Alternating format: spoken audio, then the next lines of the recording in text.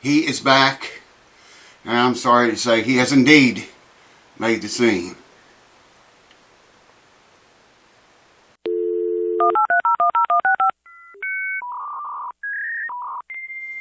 Alright, welcome back folks, and thank you for returning. I appreciate it. YouTube's killing this channel. I mean, they cut my views down so low, man. And you know, when the views go down, everything goes down. Alright, this is a question and answer Q&A video. We do these every so often. There's a thread under my community tab. You can go there and ask your questions there. You can ask me anything, even personal stuff. Can't always guarantee I can always answer it. But first I want to get a couple things out of the way. You know what those are? Stumac tang nippers. You know what those cost? And you know who you are. I don't know if I can tell everybody the guy's name that sent me these. He sent the whole thing, man. The wrenches and everything that comes with them. They look brand new. He said, I think he said he used it on 2 frets. Or maybe both ends of 1 fret. I can't remember. But thank you, man. I hope you see this video. Thank you so much for those. A whole bunch of people, as weirdly as it is, ask me what kind of engaged strings I use. Weird, man. In old video comments, it's coming up a lot. Okay, I went back to Elixir recently. I'm going to answer your question right here now, because I know there's a whole bunch of you that wanted to know this. I was using Martin, several different brands of Martin, MSP, I tried those and a bunch of others. And then I went back to Elixir again, and I went to a lighter gauge. I was using 13 to 56s. These Elixirs are 13 to 53s. So a little bit lighter there. An electric guitar, I don't know if I have any out here for what I use these on electric guitars too. 9 to 46 or something like that. 9 to something, whatever elixirs are from 9 up. That's what I use on electric guitar. So how y'all doing, man? How the hell are you? We've been doing good here, doing pretty good. Anyways, I'll leave a link below to my community. I think I can link you right to this thread now. I couldn't do that until like the last Q&A we did. So we'll get right on with it. This first question is from Maiden Rules 73. Hey, I have a guild. I want a strap button on the heel area. Any suggestions? Love your channel. Well, thank you, Maiden. Love you for being here, man. A strap button on the heel area. You know what? I got, I think I have more than one video doing that. Show you, tell you everything. I don't know if you're going to, a lot of people put them right in the very back of the heel. I don't suggest that. I suggest putting them around on the side a little bit. Especially if it's an acoustic guitar. Now, if it's an electric, you know, you can, you just have to find where the guitar hangs off of you best. That's really all I can tell you, because people like them in different places, so the guitar hangs different, you know what I mean? I hope that helps, man.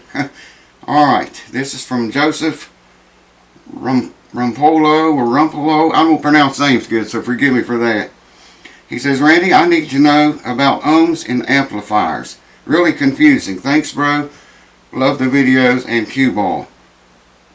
Well, ohms is a load on your amplifier. Every amplifier that I've ever saw tells you, usually on the back of the amp or maybe inside it somewhere, what ohms load that amp expects. Okay, now say if it's 4 ohms, you can get one speaker that's 4 ohms, or you can get 8 ohms and wire them in a series, I think, to get 4 out of those 2 speakers if you're using 2.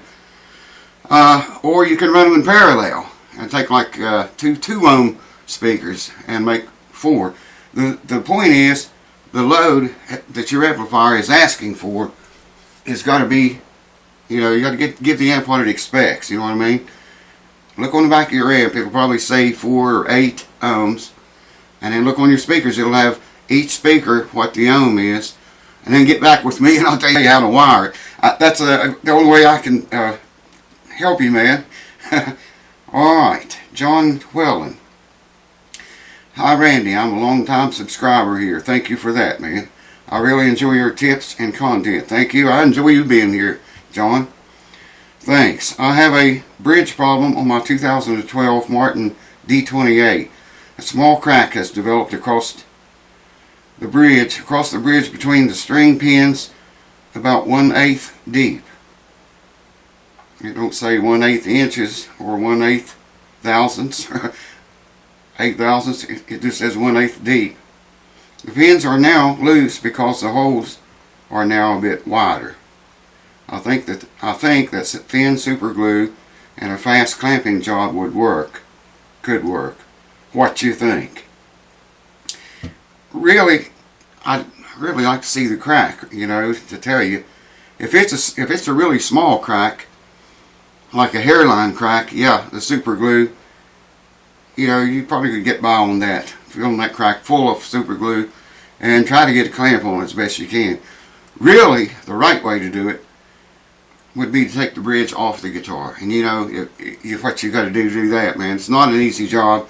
You got to heat it, you know, and go slow. Take it off, and it'll probably finish breaking coming off, but that's okay, because then you can glue it back together and clamp it properly, or make a new bridge or buy a new bridge for it. If it's Martin, you know, just order a Martin bridge and glue it back on there. Got plenty of videos showing you how to do that, how to remove them too. Yeah, I don't know, man. I'd have to see the crack. If it's just like a hairline crack, like I say, you could probably use thin super glue. Thin viscosity will get down in there and clamp it, you know, as best you can. And I don't think you would have a problem with it again. But if it's 1/8 of an inch wide, you're going to have to take the bridge off and do something with that. It don't say here, it just says, what did I say? About 1/8 deep. That's all it says. Oh, deep! 1/8 deep, okay. Well, you might get by with just filling it up with glue then. Clean it out good if you can. Blow it out with air. Or if you can get in there with a razor blade or something really thin, scrape anything, blow it out. Make sure it's clean, that's the main thing. Good luck with that, man. And thanks for your question, both of you guys.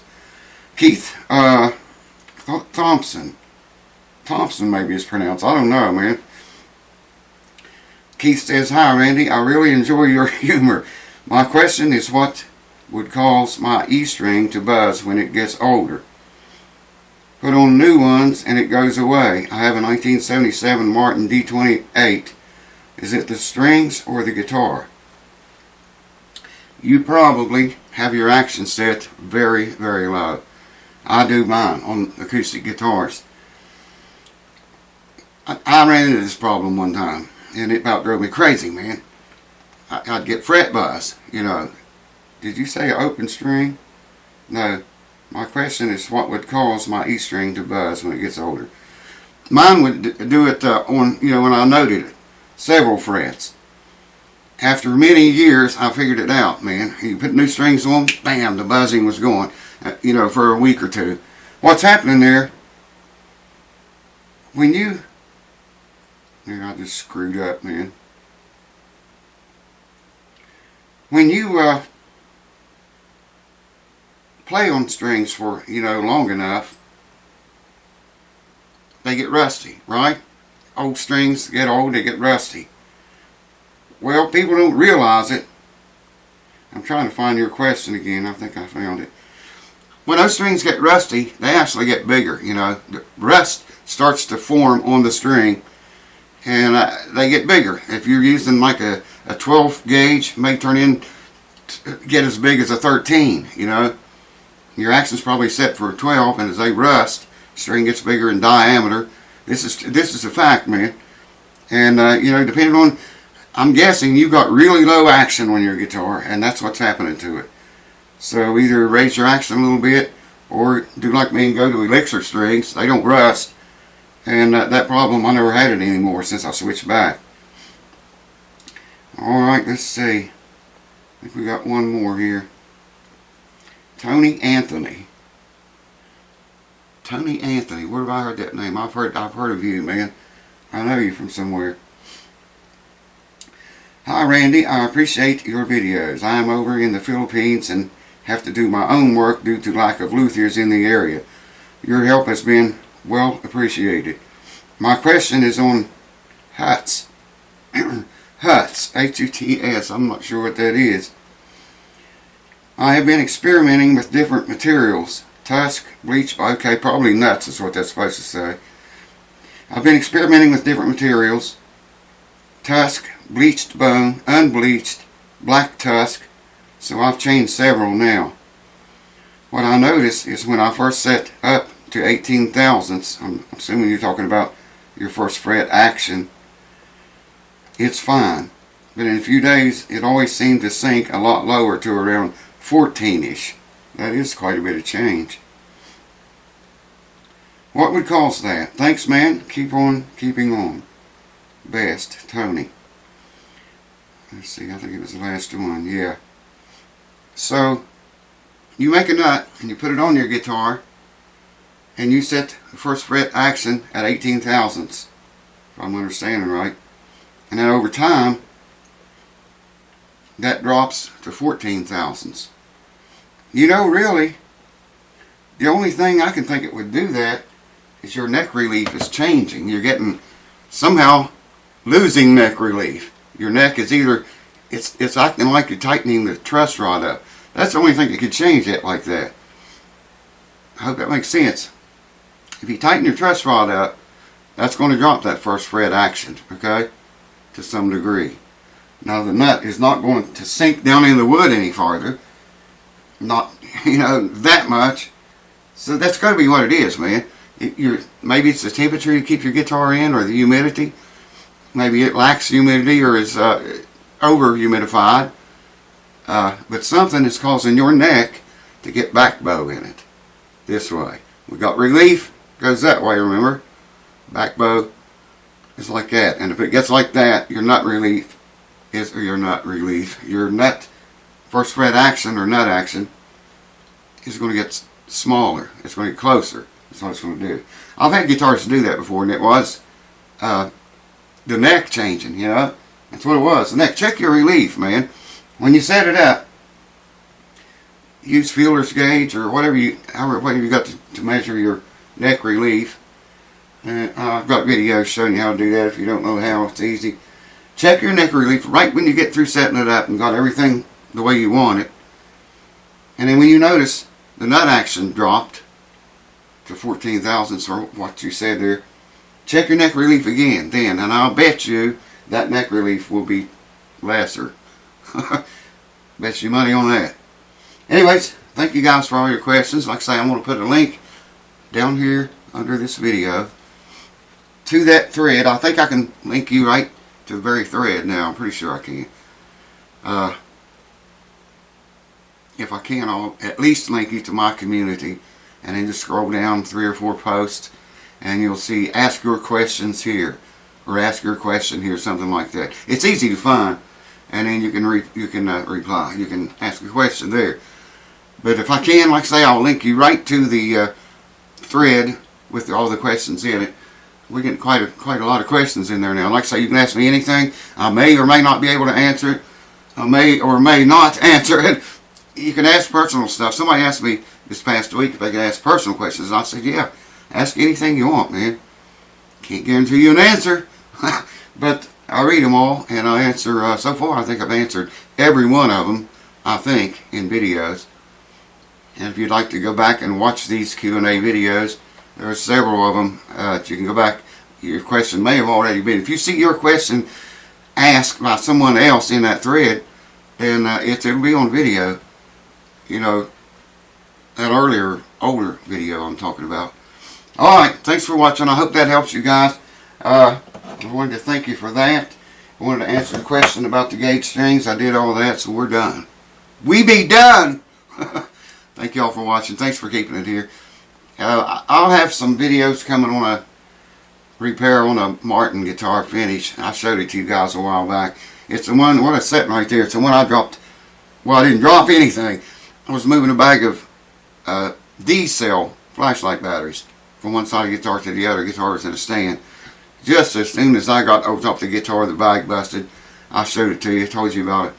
That guitar, I want to fix that. That place, one of the places where the battery hit, I tried to steam it out once and I couldn't steam it out because fibers had been knocked out of there. I couldn't swell it up enough, you know, to make it disappear. So I'm just going to fill it with either finish or super glue or something and get rid of it because it's getting bigger. So stay tuned for that. I just haven't been making as many videos lately. You know, you get up to 6, 8, 10,000 views every day. And YouTube algorithm, what the hell ever it does, cuts it down to 2,000 a day. It's hard to get, you know, wound up and want to make more videos. You know what I mean? And they keep doing it. Every time I get that built up, then I get on there one day and look at bam. I mean, it's almost turned off. You know, it makes me wonder why they don't just kill the damn channel and be done with it if they're going to starve it to death of views. So I really thank you guys that are keeping it here and keep watching my videos and commenting and thumbs up everything that you see if you like it. I appreciate that. I think that helps make YouTube impress my videos. Impress them. Yeah, that's right. They impress them in people's video feed. Cheers. See you next time.